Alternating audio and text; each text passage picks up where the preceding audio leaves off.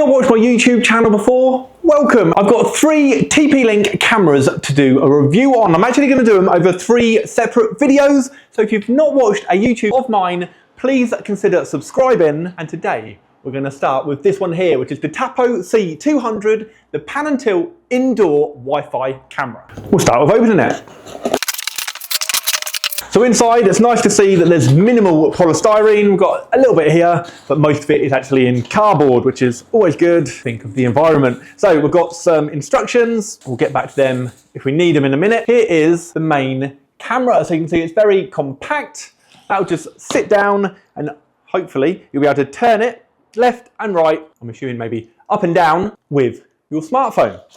What else do we get in the box? We get your power supply with a mounting bracket. So presumably you can actually mount that to the wall if you needed to. And it comes with the fixing screws. And what I just saw in here, you've also got the template as well for the screw holes. So we'll look quickly at the instructions, and it's only a tiny bit of paper. So we have to download the app. That's step 1. So this works with Apple and it works with Android. I have a Samsung phone, so I'll be downloading it through Google Play. So let me do that now. It's just done from a QR code, so we can scan that with the phone, which will bring up the TP Link Tapo app. So I've clicked install. While that's installing, I'm just going to get this powered on and show you it working. I actually got a really long cable, which is very handy. So if I stretch out like that, I'm about 6'8", so that's about 2 meters. I would say without measuring it properly, you've got a 3-meter cable on there, but I will measure it properly and I'll put the information in the description of the video. So you can see just on the back there, that is where the power supply plugs in. So plug them in and immediately you've got a red light come on the front display just up here. Let's sit them down there, get the instructions and all that out of the way. The app is now ready to open. So I'll just accept all the terms and conditions. I've never used a Tapo or TP Link before, so we will create a TP Link ID. Basically, just put your email in, go to next, set a password. Oh, you can see this is configuring itself or doing something. It's turning left and right. It's actually doing, well, nearly a 360 then. So you have to put your password in. You then have to confirm your password by typing it in again, sign up. I'll subscribe to their newsletter and accept their terms of use. It's now saying activate your TP Link. An email has been sent to my email address. So go into my emails and I'll click finish registration and then go back to the app, activated and log in. So I can now log in using my password that I just entered. It's now asking to allow notifications, obviously just allow everything.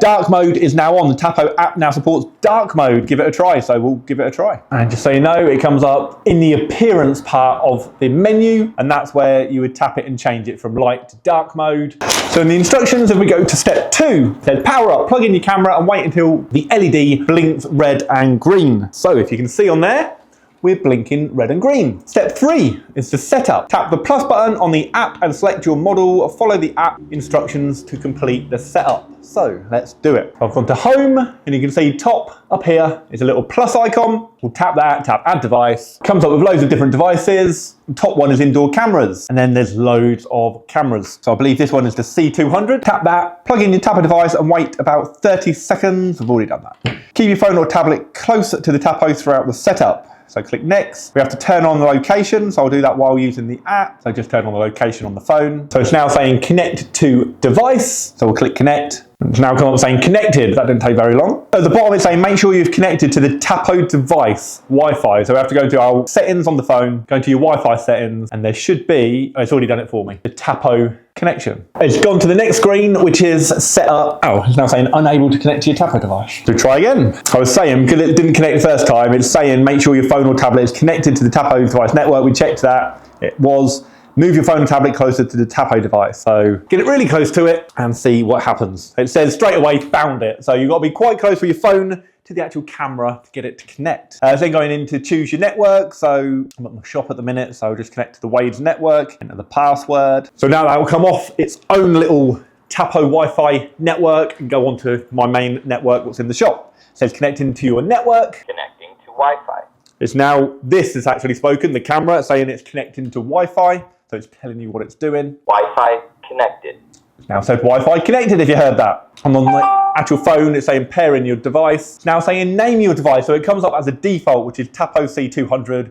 CD0F. I'm just going to leave it as that, but you could put it to whatever you want. Customer location, so we'll just say study. Choose an icon for your Tapo device, so there's loads of different icons that you can choose. We'll just choose one that's got a fire on it for a random reason. So next, it says configuring and complete. You've configured your Tapo device and it's ready for use.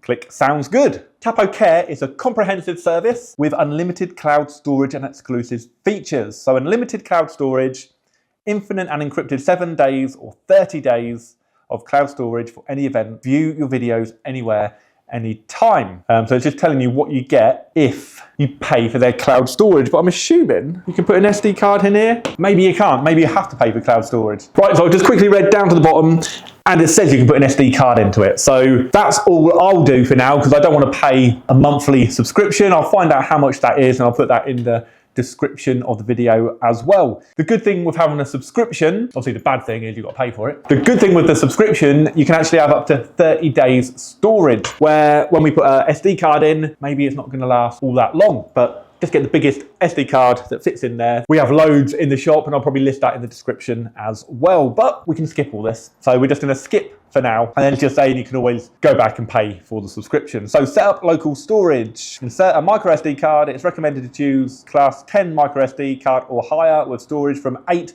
to 512 gigabytes. So near enough any SD card in. The higher the gigabyte, the more it's going to record. So I'd probably suggest getting quite a high one. After inserting a micro SD card, the camera, confirm the camera view and related features like activity zones. Initialize the micro SD card in the Tapo app. Do not format on your computer or using a third-party software. Right, so I haven't actually put the SD card in yet. I just wanted to get onto the app and see it working. You can probably hear me twice because I'm talking. This is picking me up and it's coming through my phone, but you can see that it's all connected and I can now view live stream straight from this. Right, so you should be able to see there's a few icons along the front there. So you've got one that looks like a camera to take a picture. If I just do it, it says capture saved and it's gone to download. So I'm assuming that's gone straight into my gallery, and it has. So I haven't got an SD card in, but it will save the pictures straight to your gallery, which is kind of good. You can look on your camera and if you see anything, you think, oh, I want to keep that, I want to save whatever's just happened, just take a picture from live view, you can do. And there's also a video icon. So if I press the video icon, that's now starting to record.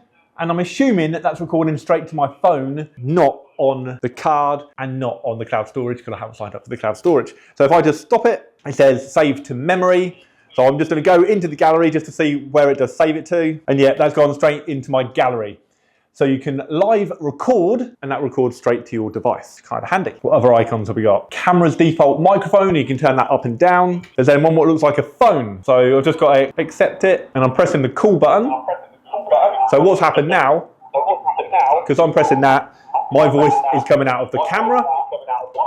So I'll just press stop because it's getting a bad feedback. But say I could be in the other room, somebody could be in here, and I could just tap call and we could have a two-way conversation directly through this camera. What else have we got? We've got a talk option. Oh, so that's pretty similar, I would have said. So I can hold it and now I can talk through here and then that will come out of here as well. And then I can let go. We then have a pan and tilt icon. So I've clicked on the pan and tilt, and now if we have a look at the camera, if I press the right, it's starting to move. So let's see if it does do complete 360. So I'm just holding the button down. So it's zooming round. Right, so it goes to as far as there. And then if I go back the other way,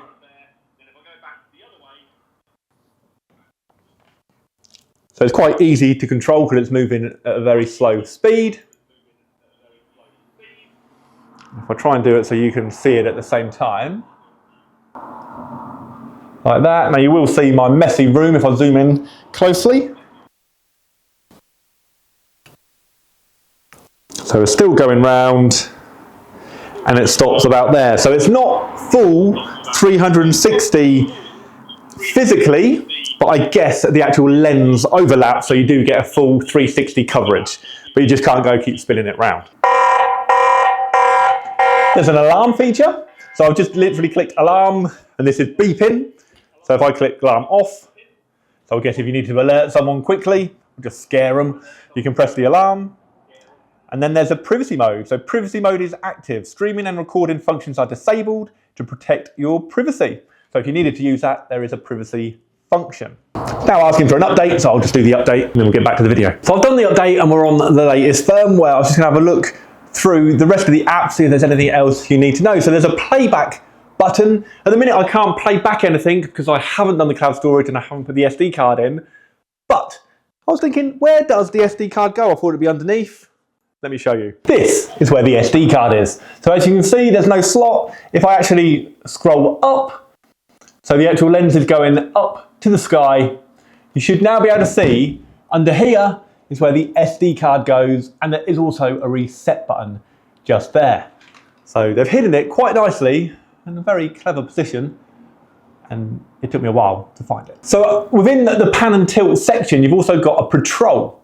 So I'm assuming that means, yeah, you can actually add vertical and horizontal patrol, and then this will just move around your room as you want it to. So I've clicked on the add button and it says viewpoint. So you'll just be able to set where you want it to start and stop. And then that can just be on a patrol mode all the time. So you can just have it doing 360. So that's always looking around your room. Nice little feature. So in detection, you've also got a load of alerts that you can set up. So you can set up motion detection, person detection, baby crying detection. And it's easy, you just literally go into the app and click the one you want. So at the minute it's got motion detection, and it has actually been coming up on my app and saying motion is detected. But person detection would be a good one. So if you're not in the room, but you wanted to know when someone comes up, that will click up. A notification will come up on your app and you just click it and go to the live view. You've also got motion tracking, which you can turn on and off. So if we set the camera just there and I start moving about, hopefully you'll be able to see the camera is actually following me. And it's keeping up with me really well. So that feature works good. I just put the alarm on. So next to the detection setting, there's an alarm setting. So it can do this when it detects someone.